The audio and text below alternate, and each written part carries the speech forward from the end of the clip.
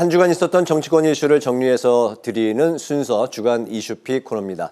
강민지 기자 나와 있습니다. 강 기자 어서 오십시오. 안녕하세요. 네, 윤석열 대통령 기자회견이 이제 어제 있었고 그 뒤에 이제 평가가 쏟아지고 있는데 우선 그 대통령실 내부 분위기는 자체적으로 좀 어떤 평가를 내리고 있습니까?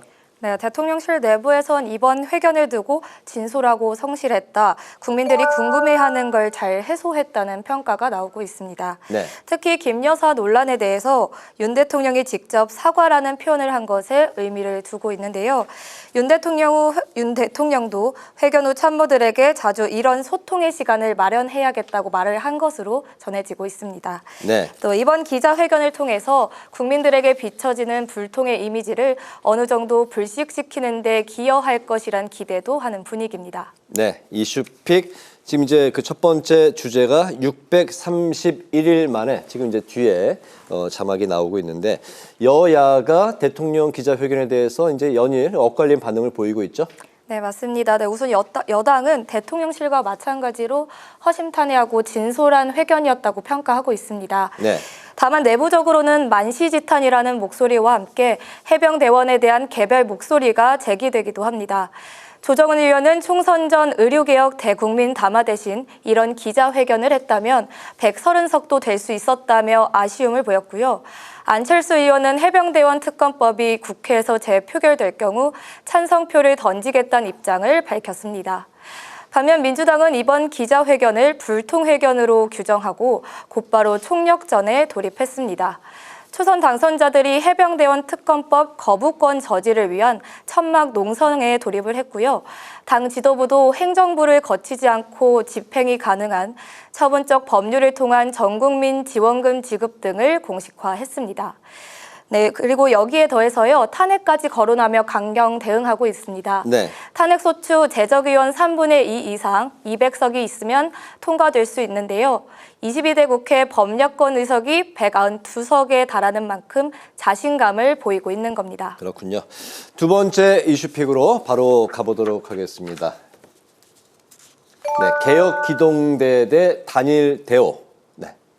네, 거대 양당의 22대 국회 첫 원내 사령탑이 이번 주 확정됐죠. 네. 친명의 박찬대 원내대표와 윤석열 정부에서 초대 경제부총리를 지낸 추경호 원내대표인데요. 네. 각자 개혁과 단일 대우를 외치며 전열을 가다듬고 있습니다. 먼저 그 민주당부터 살펴보도록 하죠. 개혁기동대 그 이름 자체가 이제 그 전투력이 엿보이고 있습니다. 이게 좀 구체적으로 어떤 의미일까요?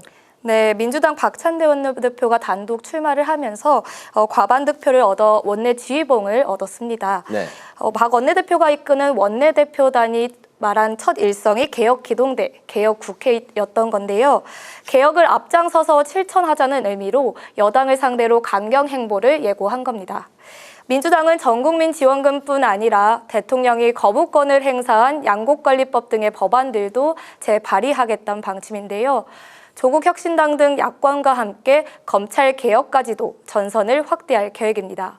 특히 원내대표단 구성도 친명 색채가 짙은 공격수 초선 당선자 위주로 채워진 만큼 대여 공세는 더 강화될 것으로 보입니다. 네, 말씀하신 대로 22대 국회에서는 한층 더 이게 정부 여당에 대한 압박이 거세질 것으로 예상이 되고 있는데 국민의힘에서도 이제 대응을 하고 있겠죠. 네, 맞습니다. 강경 대야에 맞서서 국민의힘에선 단합과 단일 대우를 강조하고 있습니다. 어제 삼선의 추경호 의원이 여당 새 원내대표로 선출이 됐죠. 네. TK 지역구를 통해 영남권 표심을 잡았고요. 그리고 윤석열 정부 초대 경제부총리라는 이력과 그 이 명성으로 친윤계와 초선의 표심도 함께 잡았습니다. 특히 102표 중 70표라는 몰표를 받은 데에는 강성 친명 박찬대 원내대표를 상대하기 위해서 분열보다 통합이 먼저라는 당선인들의 표심이 깔린 것으로 분석이 됩니다. 추 의원도 이에 화답을 하듯이요. 첫 일성으로 108명 당선자 모두가 똘똘 뭉쳐야 한다. 그리고 단합과 단일 대우가 되어야 한다고 강조했습니다. 네. 하지만 이 대통령이 거부권을 의사를 밝힌 해병대원 특검법에 대해서는 김웅, 안철수 의원 등이 찬성 의사를 밝히고 있는 만큼 이 단일 대우가 무너질 수가 있는데요.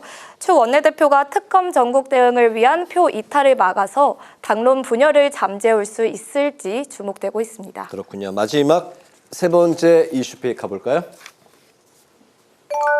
탈중립과 명심, 국회의장 선거 얘기인가요? 네, 맞습니다. 이번 주 후보 등록을 마감한 22대 국회 첫 국회의장 경선 이야기인데요. 중진 의원 4명이 출마하면서 치열한 경쟁을 예고하고 있죠. 네. 네 후보 모두 탈중립을 외치며 명심 마케팅을 펼치고 있는 상황입니다. 네, 이번 22대 국회의장 선거에 6선의 조정식 의원, 추미애 당선인, 또 5선의 우원식, 정성호 의원이 이제 등록을 했는데 출마를 고심했던 박지원 당선인이 불출마를 선언하면서 이제 4파전으로 좁혀졌습니다. 네, 이 5선의 최연장자였던 박지원 당선인이 불출마를 선언하면서 22대 국회 전반기 의장 경선은 4명의 경쟁 구도로 치러지게 됐습니다. 네 후보들은 등록 후 의원들과 개별 접촉을 하면서요, 선거운동을 지금 막판 이어가고 있습니다. 네. 네 후보는 저마다 명심을 강조하며 강한 국회를 만들겠다고 강조하고 있는데요. 앞서 말씀드린 것처럼 당직자 그리고 원내대표까지 친명으로 재편이 되면서 후보들도 명심 선명성 경쟁을 이어가고 있습니다. 선거는 16일에 치러지는데요. 이번에 기존 최다득표제가 아닌 결선 투표제로 치러지면서 명심 경쟁은 더 심화될 것으로 보이는 상황입니다. 네. 현재 민주당 지지자들 추미애 당선자를 지지한다는 결과가 나오기도 했습니다. 지난달 27일부터 이틀간 미디어 토마토가 뉴스토마토 의뢰로 조사한 결과 민주당 지지자 중 70.6% 추 당선인을 선호하는 것으로 나타난 겁니다. 하지만 의장 선거 의원들이 투표권자인 만큼 그 결과 예측하기 어려운데요. 당내 최대 조직인 31명, 더민주혁신조직의회가 회의가 있거든요. 여기가 16일 투표 전 특정 후보를 지지할 수 있다는 가능성도 거론되고 있습니다. 또 박찬대 원내대표가 막판 교통 정리를 통해 단독 입후보했던 것처럼 막판 단일화 가능성도 흘러나오고 있는 상황입니다. 그렇군요. 실제 민주당 지지자는 추미애 당선인을 선호하는 여론조사 이제 결과가 이제 나왔는데 실제 유권자, 그러니까 투표권자는 국회의원, 의원들한테 있는 만큼 결과 다음 주 이제 목요일이죠? 네, 16일. 16일에. 예, 결과를 지켜봐야 될 것 같습니다. 오늘 주간 이슈픽은 여기까지 듣도록 하겠습니다. 강민지 기자와 함께했습니다. 수고 많았습니다.